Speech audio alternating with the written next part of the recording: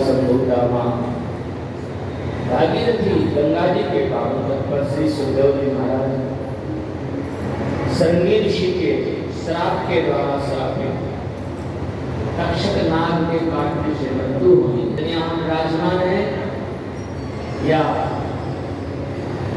इस social media के माध्यम से यूट्यूब चैनल आदि के फेसबुक इंस्टाग्राम आदि के माध्यम से कथा सुन रहे सभी भगवान के प्रेमी जन सौभाग्यशाली है जिनका ये चरित्र है। उन्हीं के ही धाम में बैठ करके हम आप सभी भागवत कथा स्नान कर रहे हैं।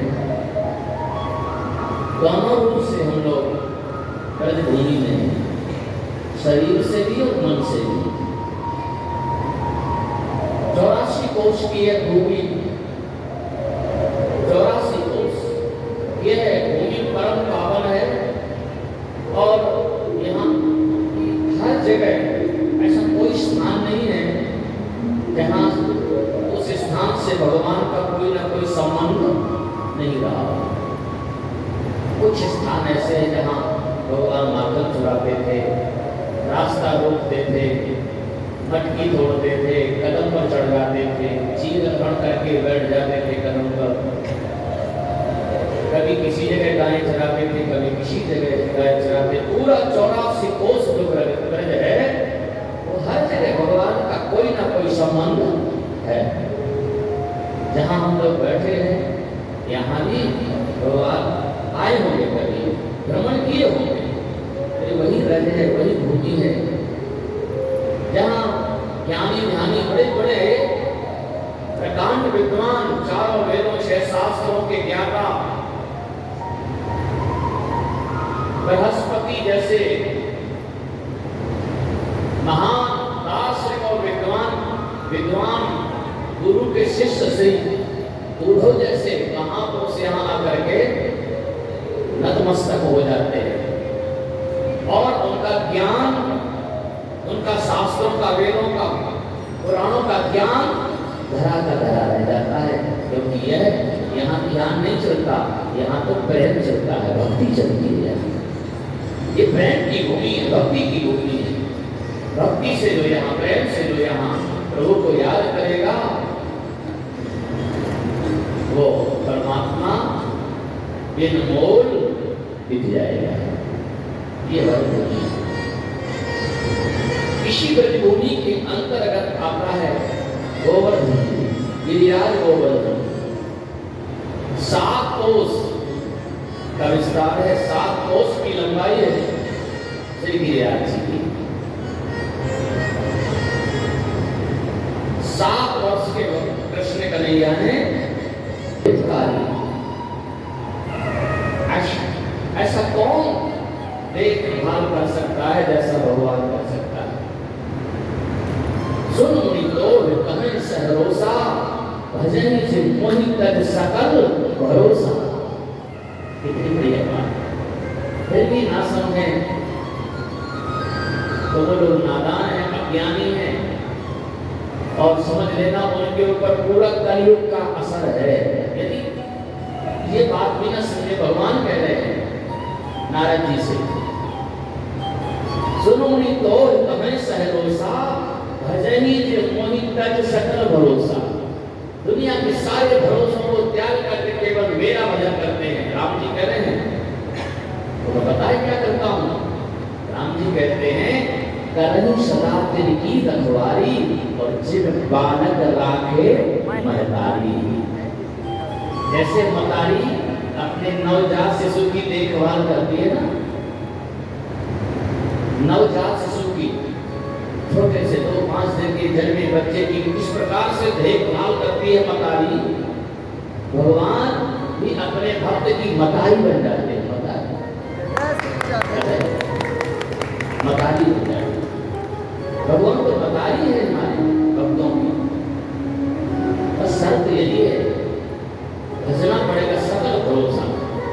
सकल भरोसा को त्याग करके यदि हम बचेंगे तो हमारी माँ है, कितना भी अपराध कर दे, पिता नहीं कहा, यदि पिता कहते, क्योंकि आप लोग समझते जानते हैं, घर गृहस्थी वाले हैं, यदि बच्चा छोटा बच्चा पिता की बढ़िया कपड़े पहने हो, महंगे कपड़े पहने हो, और गलती यदि हो जाए तो उसको सजा नहीं देना चाहिए। सबसे होते हैं। हाँ, ये है गलती खुद की खुद को नहीं दिखती। गलती जो है खुद की खुद को नहीं दिखती है, दूसरे की गलती बड़ी जल्दी दिख जाती है।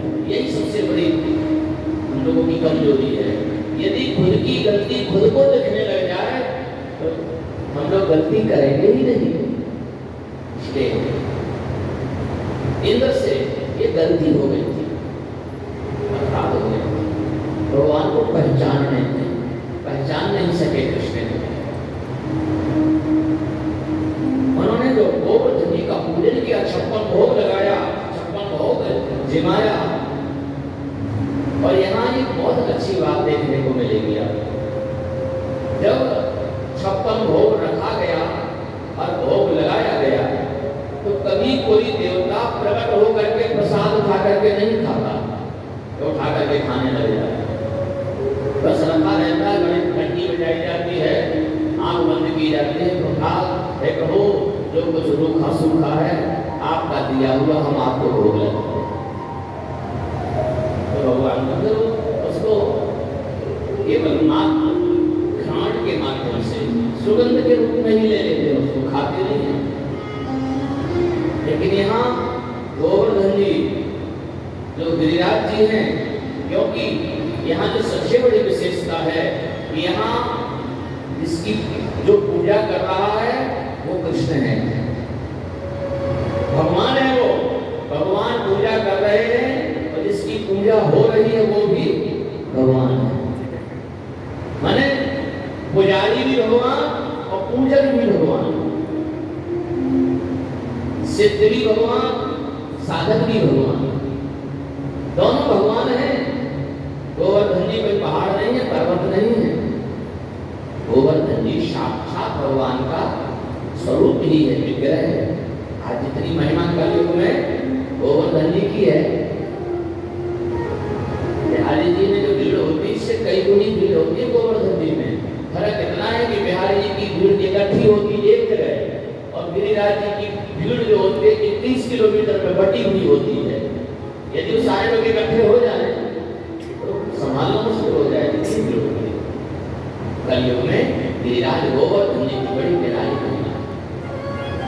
जिस प्रकार से कलयुग में दो ही पर्वतों की बड़ी महिमा है, वैसे तो समस्त पर्वत पूजनीय है, लेकिन जो महिमा कलयुग में है, दो पर्वत जो है, एक गोवर्धन जी महाराज और दूसरे चित्रकूट में कांवरगिरी जी कामता नाम। इनकी परिक्रमा जरूर करना चाहिए, जब अवसर मिले कामता नाथ जी की परिक्रमा, गोवर्धन जी की परिक्रमा। मानना नहीं कुछ, बस वो तो समझते हैं तो क्या चाहिए, मन में रखो अपनी बात, उनसे मांगने की जरूरत नहीं है। क्योंकि यदि हम मांग रहे हैं तो उनका हम अपमान कर रहे हैं। यदि मांग रहे हैं, अपमान मतलब अपमान माने ऐसा कि आप कह रहे आप अंतर्यामी हो, भगवान से कह रहे आप अंतर्यामी हो, वो फिर मांग भी रहे हो, तो मांगने की जरूरत क्यों है? जब वो अंतर्यामी हो तो जानते तुम्हें क्या चाहिए। इसीलिए मांगना नहीं, बस अपना काम करिए, आपको जो चाहिए। और हमको ये कहते हैं कि आपको जो चाहिए, आपको जो अच्छा लगता है वो भगवान नहीं देते। जो आपको चाहिए या आपको जो अच्छा लगता है वो भगवान नहीं देते, वही देते हैं जिसमें आपकी अच्छाई है, जिसमें आपकी भलाई है, जिसमें आपका अच्छा होगा। वो भले आपको खराब लगे कि खराब है, लेकिन भगवान आपको वही देंगे जिसमें आपकी भलाई है। इसलिए इसको हमें स्वीकार करना, कभी गिला शिकवा नहीं, कभी शिकायत नहीं। भक्ति में शिकायत नहीं होती है। भक्ति में कभी भी ना तो कोई डिमांड होती है, समझना ध्यान से, डिमांड कोई मांग नहीं होती भक्ति में। कोई शिकायत नहीं होती है, किसी प्रकार की कोई शिकायत नहीं। अरे भगवान आपने ऐसा कर दिया, ये हो गया,